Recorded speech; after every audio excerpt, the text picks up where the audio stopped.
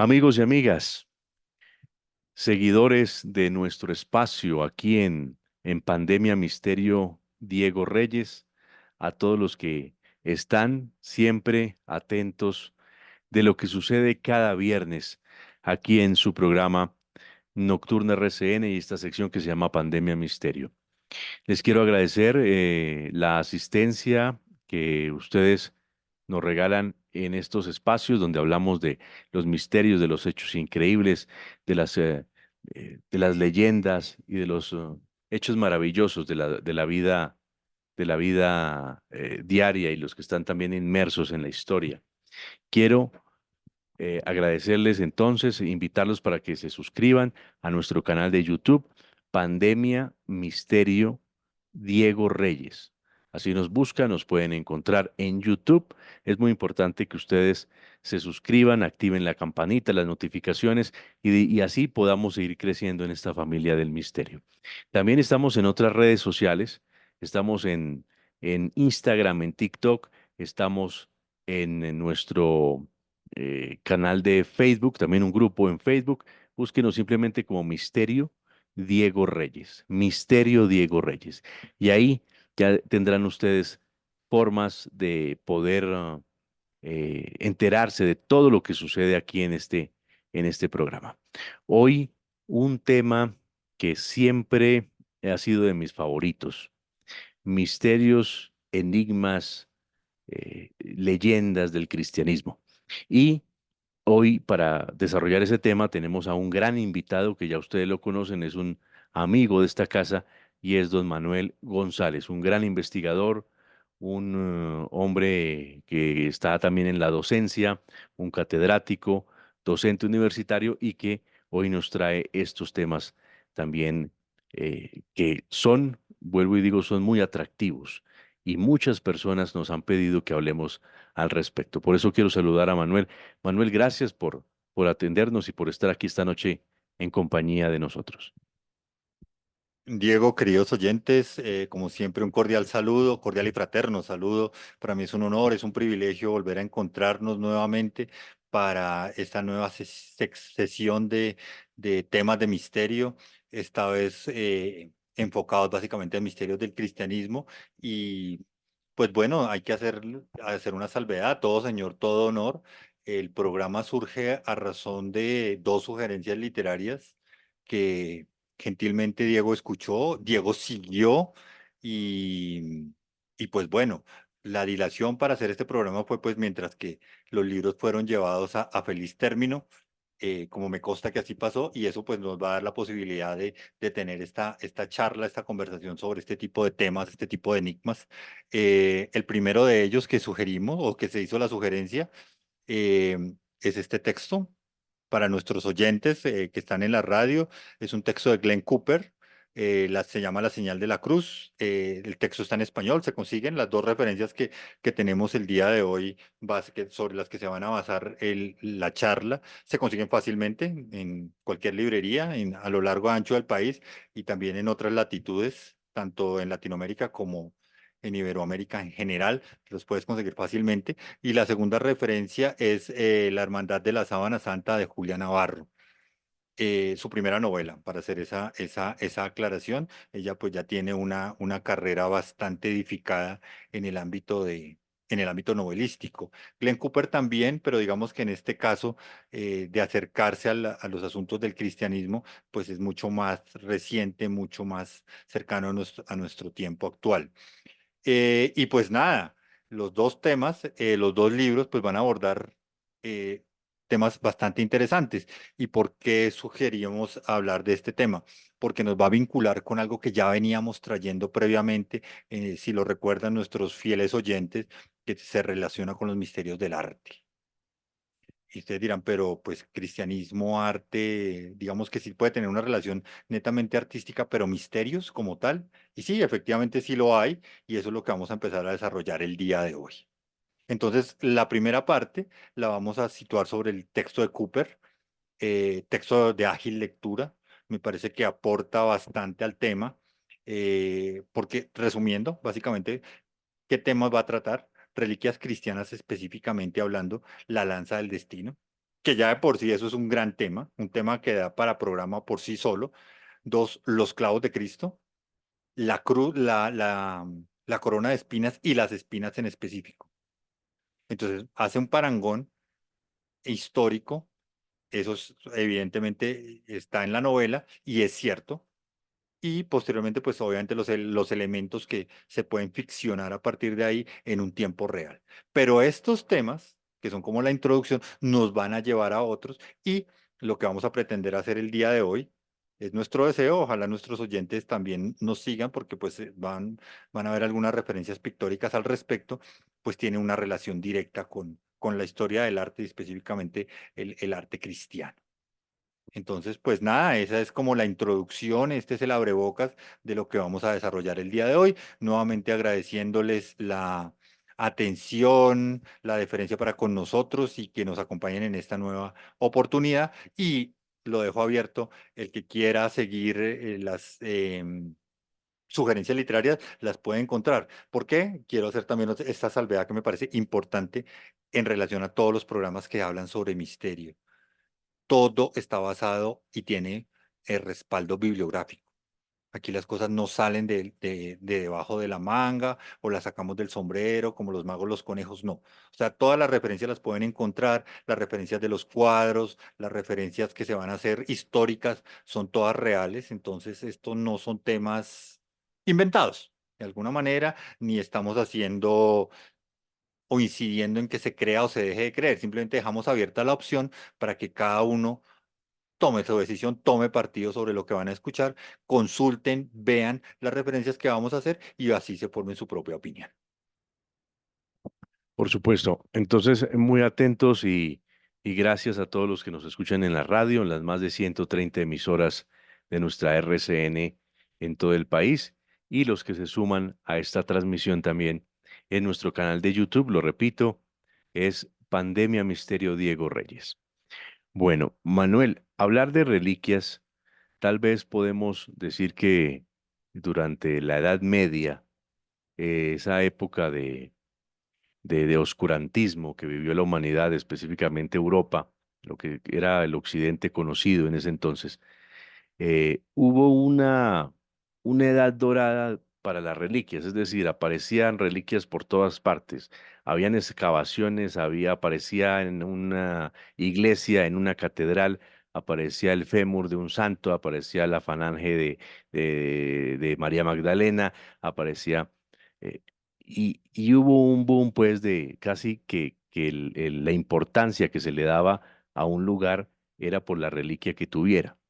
Entonces, así aparecieron muchísimas reliquias en Europa, unas lógicamente no originales, falsas, otras dependiendo de la información y de lo que se tiene, porque estamos hablando de algo así que más de 2000 años, pero algunas tienen más veracidad que otras y el señor Glenn Cooper en La Señal de la Cruz nos muestra cómo se volca esta novela en particularmente en tres, cuatro reliquias. Una, la lanza de Longinos. Recordemos esa lanza que atraviesa el costado de Jesús cuando estaba en la cruz.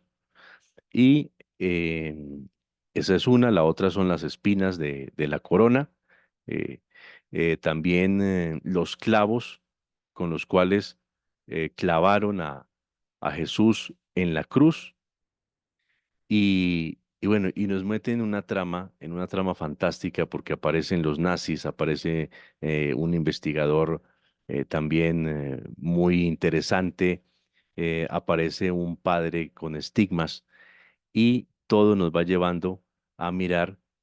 Algo que me pareció curioso es cómo él demuestra o cómo muestran que realmente las reliquias son verdaderas, ¿no? Porque tienen una reacción cuando están juntas, una reacción casi violenta. Pero entonces, ¿cómo podemos empezar a introducir el tema para todos nuestros oyentes? Vale, Diego, no, todo lo que está señalando es correcto. Se pueden dar cuenta que hubo una muy buena lectura del libro. Efectivamente, época medieval es una época en la que las reliquias era algo que se perseguía con pasión, con fervor.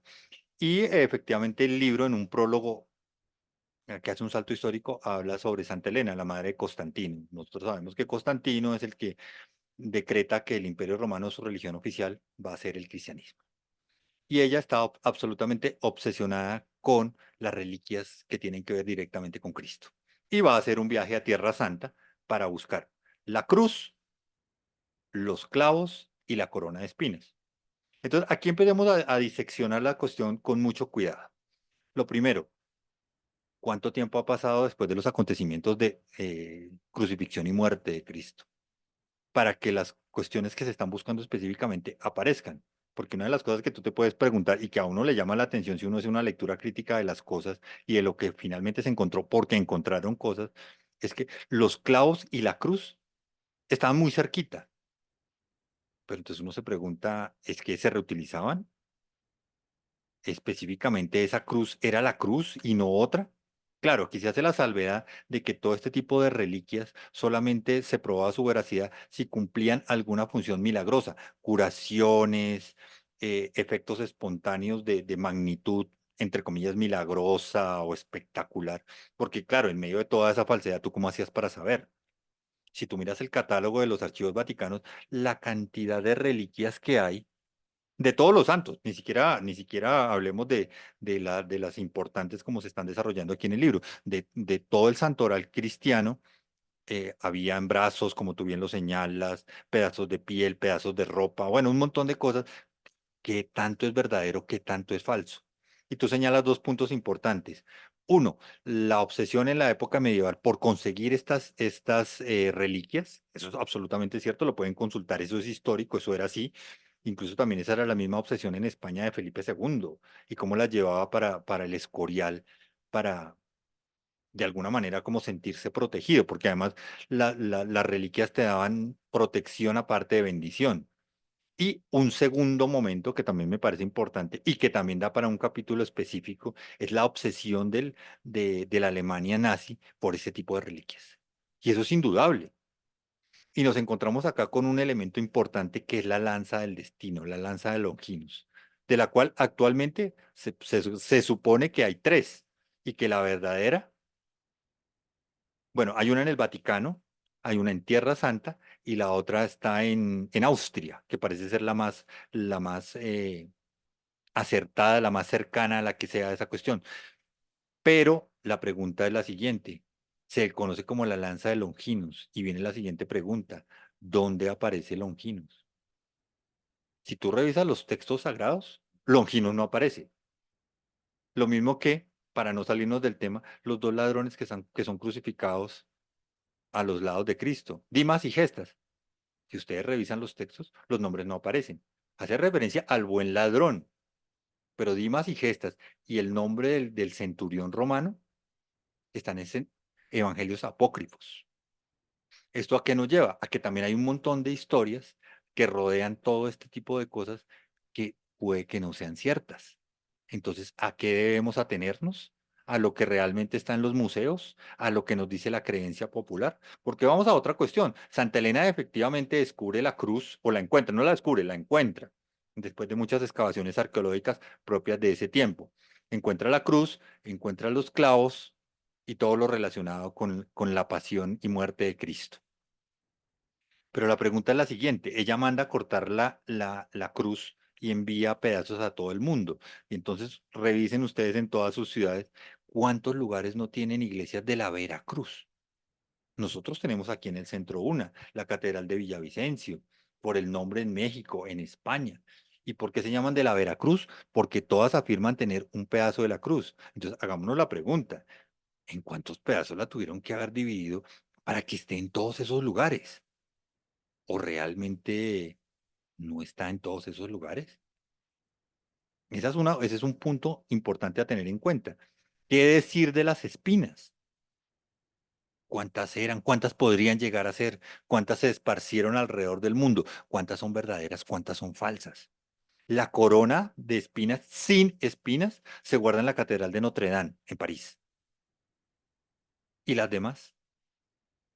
Entonces, todos estos elementos son los que le permiten fabular al escritor lo que podría pasar si esas reliquias realmente estuvieran en conjunción en nuestro tiempo presente. Pero vuelvo y repito, atengámonos a los hechos importantes que existen, o sea, lo que sí es probable y lo que es improbable. Pero algo que es muy curioso y que lo deja a uno pensando y que esto nos va a llevar también a la historia del arte es el final del prólogo del libro o esa introducción histórica de la búsqueda de Santa Elena. A que no miran cuántos clavos aparecen. ¿Cuántos clavos dijo? Bueno, sí. Cuatro. Y le esconden uno, que es lo que va a dar pie al desarrollo novelístico del texto. Entonces viene lo siguiente. Vamos a revisar la historia del arte. Revisemos crucifixiones. Y ustedes miran el 80, 90, casi 95% de las representaciones en toda la historia del arte de crucifixiones. ¿Cuántos clavos tienen esas representaciones? Tres. Pero vamos a un crucificado resaltable en toda la historia del arte. El Cristo de Velázquez. ¿El Cristo de Velázquez cuántos clavos tiene? Bueno, Cuatro. Dos para las manos, dos. Uno para cada uno de los pies, por lo tanto, cuatro. Y dentro de la misma historia del arte español, Zurbarán también tiene un Cristo crucificado con cuatro clavos. Qué cosa tan curiosa, mientras que en las demás representaciones son solo tres. Y esto nos lleva también a otro elemento, por eso les decía que eso se concatena de una manera absolutamente interesante con la historia de los estigmas, porque uno de los personajes del libro, se llama el Padre Gio, eso suena spoiler, pero es importante señalarlo porque nos va a remitir a otra historia que es la del Padre Pío. Por eso hay una similitud entre los nombres y el Padre Pío en el siglo pasado presentó estigmas. ¿Y qué son los estigmas? Pues básicamente las heridas de Cristo. Volvámonos a colocar en una posición, entre comillas, de abogados del diablo. ¿Dónde aparecen los estigmas más comunes y corrientes? En las palmas de las manos. Pero vayamos a cuestiones de fisiología, a cuestiones de medicina, que está absolutamente comprobado. Lo que vamos a decir puede sonar escandaloso, pero es realmente cierto. Y es que si tú llegases a haber sido clavado en las manos, el peso del cuerpo te desgarra. Lo lógico sería en las muñecas, porque los huesos que soportan tanto la mano como la parte del brazo y esto, soportarían el clavo y quedarías tú fijo. Pero en las palmas no. Volvemos a las historias de arte. Revisen todas las crucifixiones y la gran mayoría son en las palmas de las manos. ¿Por qué se llega a esa idea? Pero esto viene lo más curioso. Retomemos el tema de los estigmas. ¿Dónde aparecen los estigmas de los clavos en las manos? Precisamente en las palmas. Entonces, ¿por qué se da eso? Se supone que el primer estigmatizado fue San Francisco de Asís y recibe los estigmas en 1224 y le duran 2 años. Cuando muere ya, pues obviamente son 2 años digamos que un padecimiento. Son heridas que representan las mismas que tuvo Cristo al momento de morir y a recibir el castigo de la cruz. Y no se cierran, sino que permanecen sangrando. La persona las padece. Y se diría que oficialmente él es el primer estigmatizado, pero no. María de Higines, una mística, 12 años antes también los presenta. Y a esto nos va a llevar a una historia de estigmatizados que llegan hasta el siglo pasado. Y eso también lo va a retomar la novela, específicamente haciendo la comparación del protagonista que sufre los estigmas con lo que pasaba con el Padre Pío. Y el Padre Pío estuvo rodeado de mucha polémica. La iglesia siempre mantuvo una posición bastante seria, un poco negativa a razón de creer o no creer en los asuntos de los estigmas que él tenía, pero es la persona que durante un mayor periodo de la vida presenta los estigmas, que son 50 años. Lo recibe en 1918 hasta su muerte en el 68, 50 años. Y cuando muere, obviamente, las heridas empiezan a sanar. Qué cosa tan curiosa, ¿no? Entonces estamos hablando de estados mentales, estamos hablando de estados de gracia. Entonces, mira que ese es el punto al que quiero llevar esta charla, es como un libro te permite, en medio de lo novelístico, que es, además está muy bien escrito, es muy agradable de leer, cómo te permite abordar un montón de cosas que están ahí, que siempre han estado ahí, pero que digamos que alguien no se ha dedicado a concretarlas de una forma como lo está haciendo esta novela y que te invita a preguntarte sobre este tipo de cosas. Y claro, hemos dejado de lado un poquitico los clavos que evidentemente encuentra Santa Elena, se los va a colocar o va a ser uno, dicen que se conserva dentro de la lanza, que se le colocó encima y luego se forjó una protección en plata y luego una de oro a la que está en Austria y que de alguna manera también la tuvo en su poder Hitler. Los otros que estaban en protecciones de Constantino cuando iba a las batallas, o sea que evidentemente tú tienes una reliquia cristiana y no te acaece ningún mal. Eso nos lleva a, a un dicho popular también sobre este tipo de temas. ¿Tú conoces, Diego, de dónde viene la expresión toco madera? La expresión toco madera quiere decir, o originalmente quería decir que si tú estabas frente a un peligro y tocabas la cruz, el madero, estabas salvo, no te pasaba absolutamente nada. Entonces de ahí viene la expresión y que la gente golpea, ¿no? Toco madera para que va a decir algunos para que no le pase absolutamente nada. Ese es realmente el sentido de esa expresión. Pero esta es una expresión bastante popular. Es lo mismo, y eso pues de alguna manera también adelanto lo del segundo libro, es como por ejemplo lo que pasa con el paño de la Verónica. ¿Cuál es la historia del paño de la Verónica? Una mujer que se le acerca en medio de ese proceso de llevar la cruz al Calvario y enjuga el rostro de Cristo y cuando se da cuenta el rostro ha quedado impreso. Vuelvo y hago la siguiente pregunta. ¿En qué parte de los evangelios canónicos está la Verónica? Respuesta, no está. Y entonces, ¿cómo así? Pero hagamos una descomposición etimológica de la palabra. ¿Qué significa Verónica? Si tú partes la palabra, vero vendría de la palabra verdad, verdadero. Eico, icono. Icono verdadero. Entonces, ¿de qué estamos hablando? De una imagen verdadera, más que de la anécdota como tal. ¿Y esto a qué nos lleva? A una cuestión que también está en España, específicamente en Oviedo, que es el paño, que se conoce también como el paño de Oviedo, que es un pañolón que cubriría el rostro del crucificado y que bajo las pruebas que se han hecho actualmente coincidiría con la sábana que está en Turín, que eso también nos va a llevar a un capítulo especial cuando hablemos del otro libro, el de la Hermandad de la Sábana Santa. Entonces, imagínense cómo estamos hilando de cosas a razón de los distintos temas que nos ofrece esta agradable novela. Y este tema ha sido tan apasionante y tan con tantas aristas durante toda la historia que han sido organizaciones secretas, el mismo Estado nazi durante anterior y durante la Segunda Guerra Mundial se interesaron mucho sobre eh, en buscar. Hitler tenía una obsesión eh, en buscar todas estas reliquias precisamente porque desde la antigüedad se decía que el que tenía una reliquia estaba prácticamente blindado a cualquier daño y si se enfrentaban en una guerra como pasó en Constantino, tenía la lanza, los clavos estaban en la lanza, creo que en un casco también tenía uno de los clavos, entonces prácticamente estaba blindado para que ninguna arma o ningún intento de dañarlo surtiera efecto.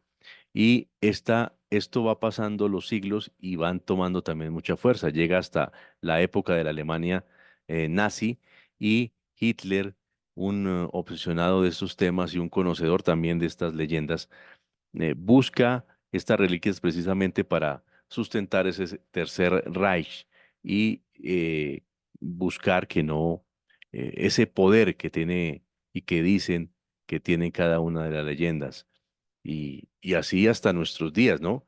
Porque se sabe que muchos contingentes o muchos grupos de alemanes estuvieron haciendo excavaciones en varias partes del mundo estuvieron en Francia, estuvieron en Egipto y en muchos otros lugares de Oriente buscando precisamente reliquias para, repito, para sustentar y blindar esa, ese tercer Reich que tanto ya conocemos por la historia.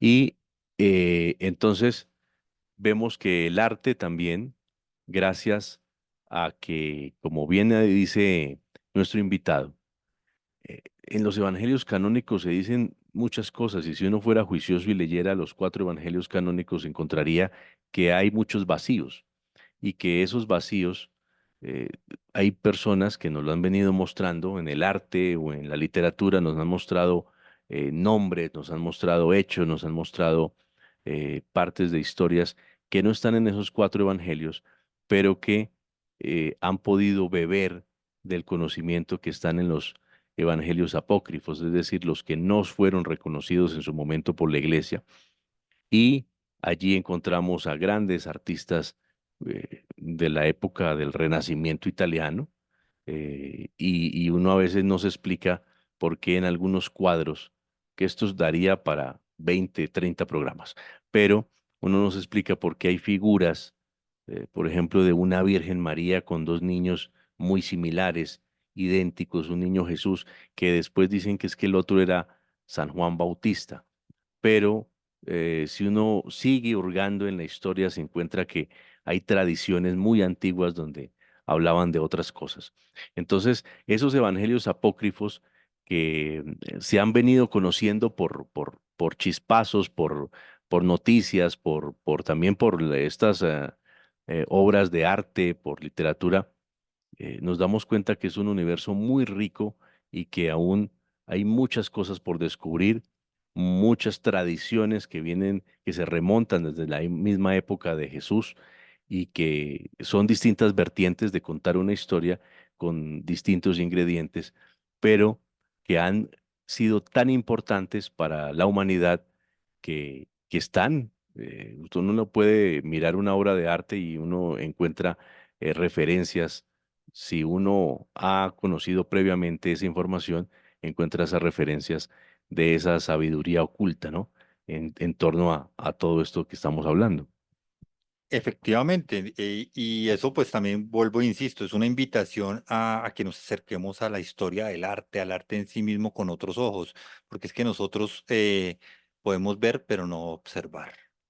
Y cuando ya empezamos a observar nos damos cuenta de un montón de cosas que están ahí. O sea, los grandes maestros, lo hemos dicho en programas anteriores, sabían cosas y lo plasmaban en sus obras. Y no estamos hablando solamente de Leonardo y Miguel Ángel, solo por mencionar a dos de los grandes, los demás lo hacían. Y por ejemplo, Diego también lo señala puntualmente con relación a estos temas, hay mucha relación específica o directamente implícita en la historia del arte.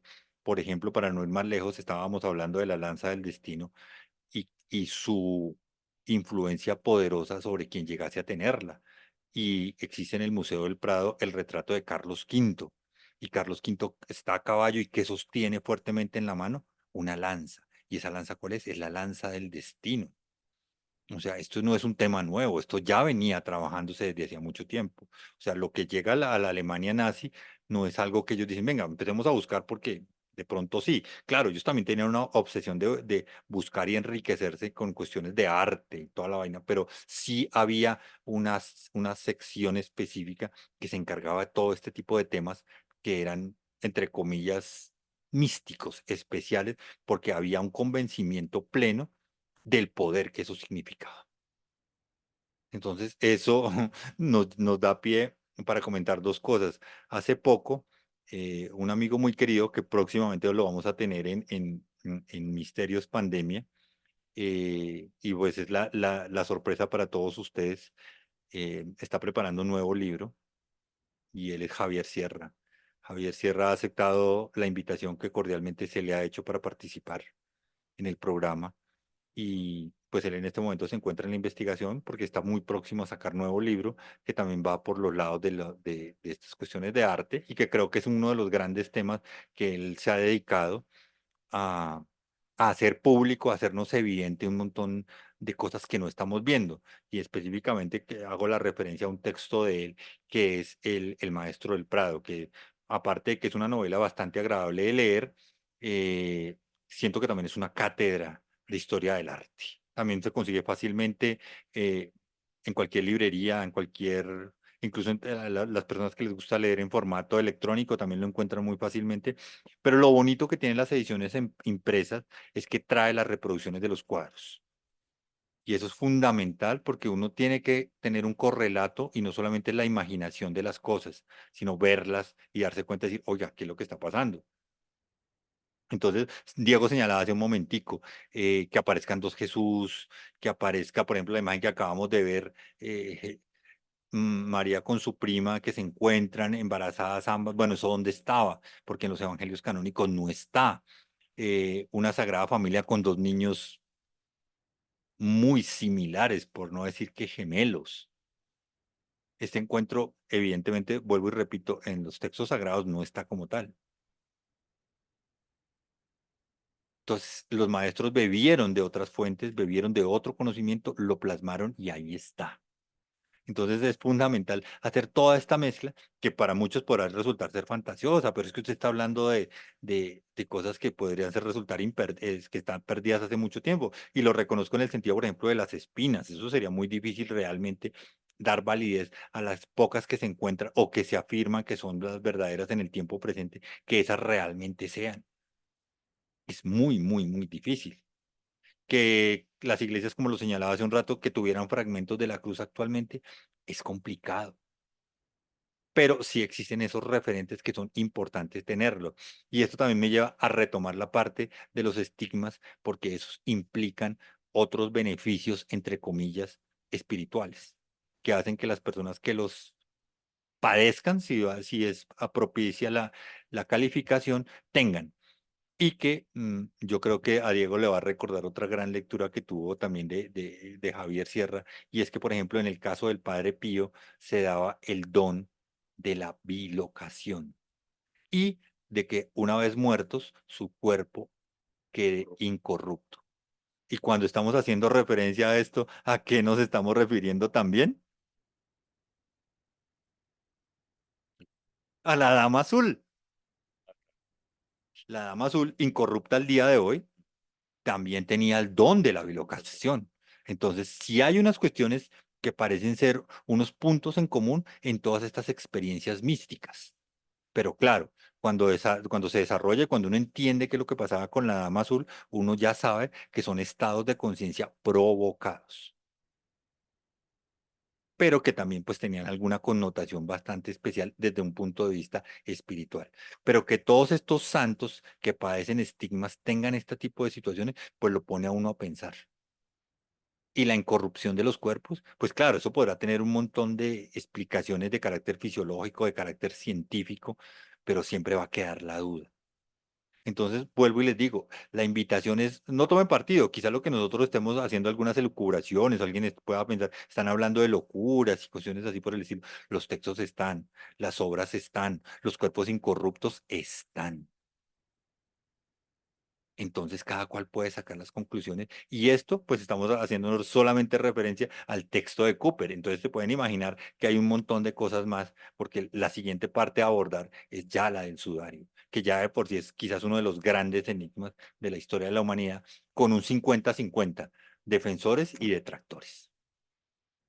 Sí, y tal vez si existe una reliquia de la cristiandad que se acerca más a la veracidad, pues, si quiere, aceptada, científica. Hay un debate grande con la veracidad de la sábana santa por un estudio de carbono 14 que se le hizo, que databa más o menos de 1500, una cosa así. Pero Medieval, definitivamente. sí, pero decían que no tenía los 2000 años que debería tener, y allí pues muchos intelectuales, muchos científicos interesados en la Sábana Santa perdieron interés y dijeron que era una réplica o no sé, que no era falsa.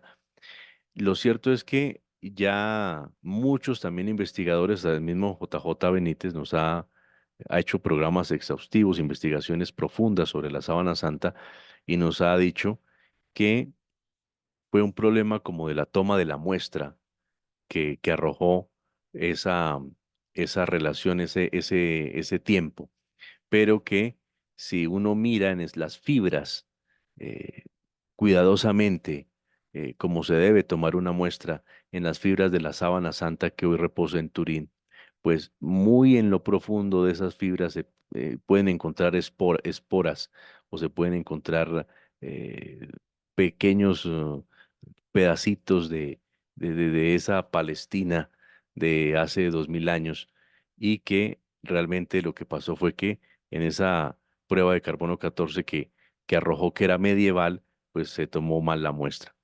Y uno dirá, bueno, ¿y por qué no la siguen, por qué no sigue, la sacan y vuelven y la investigan? Y pues esto no es tan fácil porque hay un celo tanto de la iglesia como de los que velan por el cuidado de la sábana santa, que es muy difícil llegar a ella y son muy pocos los que han tenido el privilegio de tenerla y verla personalmente. Pero si hablamos de veracidad, tal vez esta es de las reliquias mm, que más se acerca a esa verdad, ¿no? Efectivamente. Y digamos que quizás es la que tiene más marketing, llamémoslo de alguna manera, más publicidad. Y tú señalas bastantes cosas bastante relevantes a lo que estamos hablando el día de hoy. Y, y yo creo que las vamos a dejar someramente informadas primero porque no tenemos todo el tiempo que quisiéramos para desarrollarlas. Efectivamente, vuelvo, e insisto, arranca a razón del segundo texto sugerido, que es la Hermandad de la Sábana Santa de Julia Navarro, y de otro texto que desafortunadamente no se consigue, que se llama Sindonin, que me parece que es supremamente interesante y revelador al respecto. Pero ¿qué queremos así a modo somero general hablar al respecto? Uno, la sábana santa en su interior guarda granos de polen que se han encontrado de la Palestina del siglo primero y plantas extintas desde el siglo primero. Si es una falsificación medieval, ¿cómo una falsificación de ese periodo llega a contener granos de polen de tan atrás? Primera cosa. La segunda, la imagen del sudario no es una imagen pintada, es una imagen quemada. ¿Y cómo así quemada? Quemada de adentro hacia afuera, con radiación. Entonces hagamos la siguiente cuestión. ¿La radiación en general no altera los estados de la materia? Expone algo, cualquier cosa, a fuentes de plutonio o cualquier otro elemento radioactivo, se alteran. Y estamos hablando de un lienzo. ¿Cómo no se iba a alterar? Y eso podría alterar la datación. Segundo, ¿cuánto tiempo estuvo expuesto el sudario a velas que la iban llenando conforme se van extinguiendo, se iban llenando de las emisiones que emite una vela cuando se está consumiendo? Dos, que esa es otra de las cuestiones curiosas que nos presenta el libro, o tres, mejor dicho, para seguir el orden cronológico. Uno se da cuenta con el libro que es quizás la reliquia que más atentados ha tenido a lo largo de la historia de la humanidad. ¿Cómo así? Y entonces uno descubre que hay dos grupos en el mundo, los que la quieren conservar y los que la quieren destruir. ¿Por qué? Lo cual nos va a llevar a otra pregunta que es todavía más intrigante y se la formulo pues ya directamente a Diego y también se la comparto a ustedes, queridos espectadores y oyentes. Una reliquia tan importante como el sudario, ¿por qué está en Turín cuando debería estar en el Vaticano? ¿No es lo lógico? ¿Por qué está en Turín?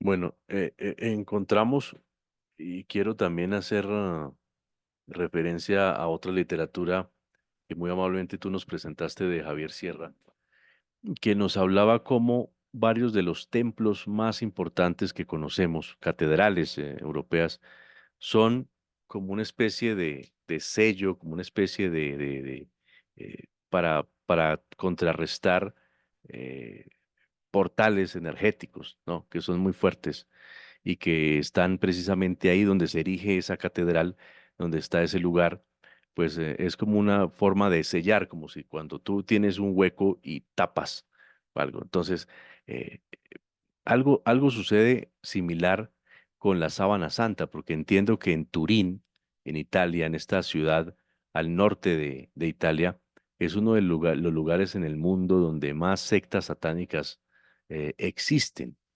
Entonces, la presencia allí de la sábana santa se compone en este caso como una especie como de contra también a todo esto, ¿no? Efectivamente, esa es la respuesta. O sea, por algo está en Turín. Esa cantidad de cosas. Y no entremos en especulaciones de carácter religioso. Simplemente contengámonos o contentémonos, también es factible utilizar la palabra, con que el bien y el mal existen. Independientemente de tu creencia o de la creencia que puedan tener todos nuestros queridos oyentes, lo bueno y lo malo existe. Es un proceso dialéctico de la vida. Así como es arriba, es abajo, como es de día, es de noche. Por ende, si existe el bien, existe el mal. Pero entonces es muy curioso que esté allá y está por esa específica razón que lo pone a uno a pensar bastante en función de todos los que son detractores de la misma. Entonces, el siguiente punto a tener en cuenta sobre el libro es todo el trasegar que tuvo desde su salida de Tierra Santa y su paso por todo el territorio europeo.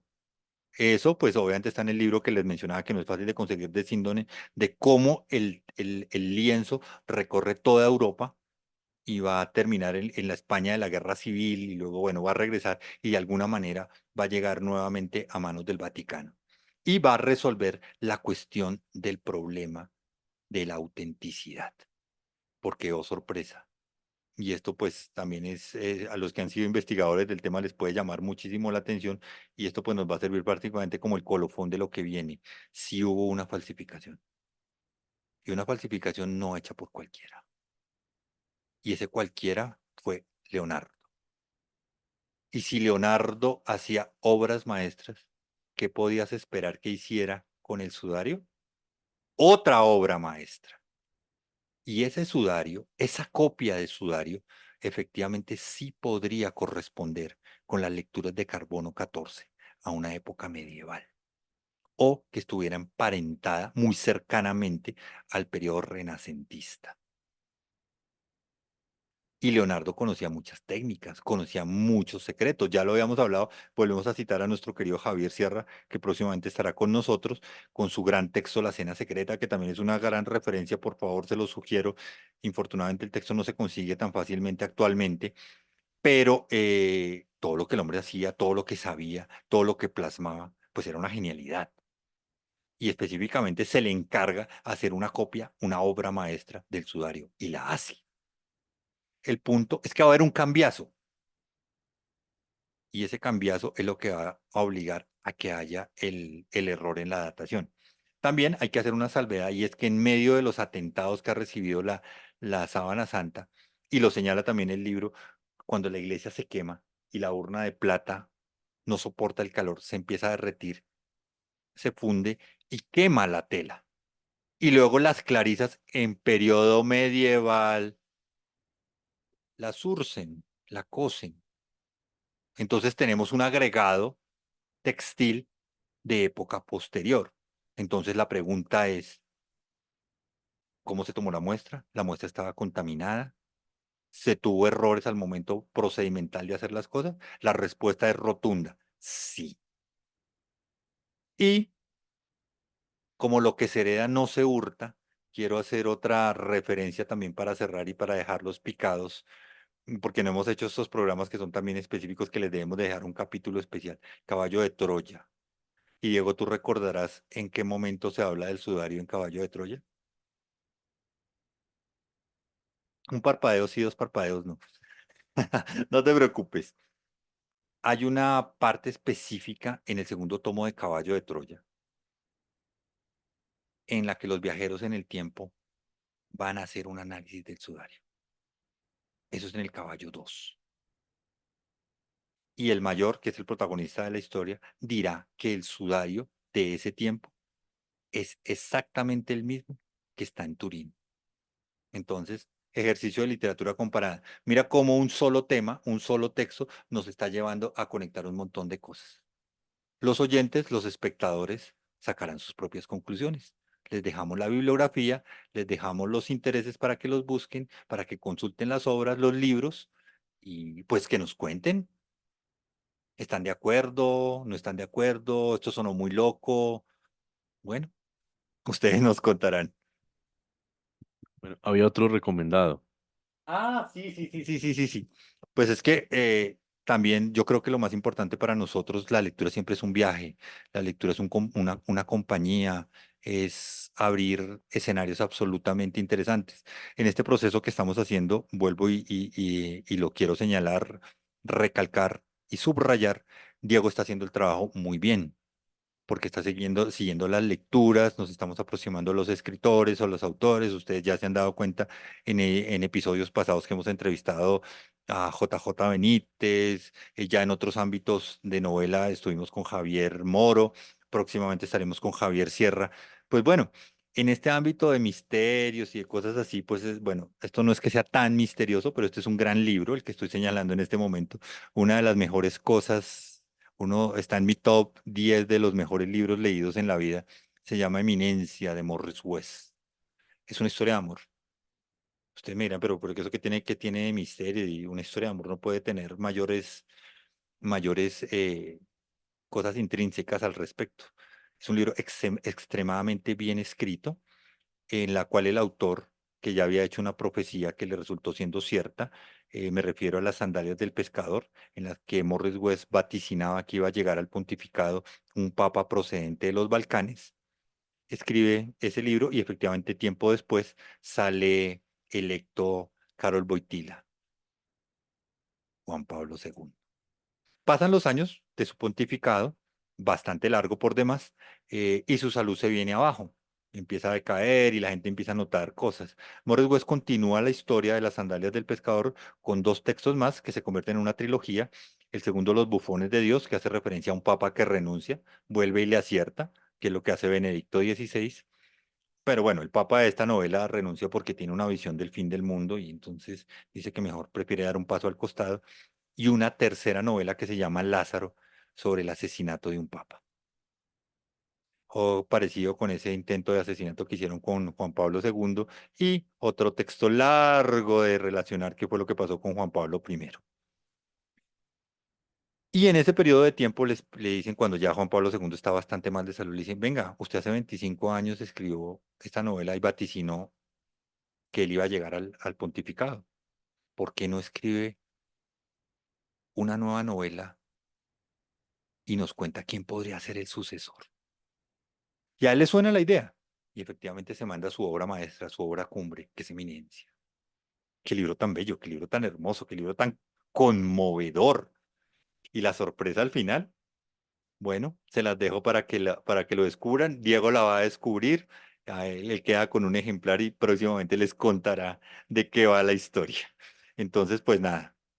Yo les agradezco mucho. Aquí a modo de despedida, mis redes sociales, Manuel G21, arroba Manuel G21 en Twitter. Bueno, ya se llama X, pero todos lo recordamos como Twitter con cariño.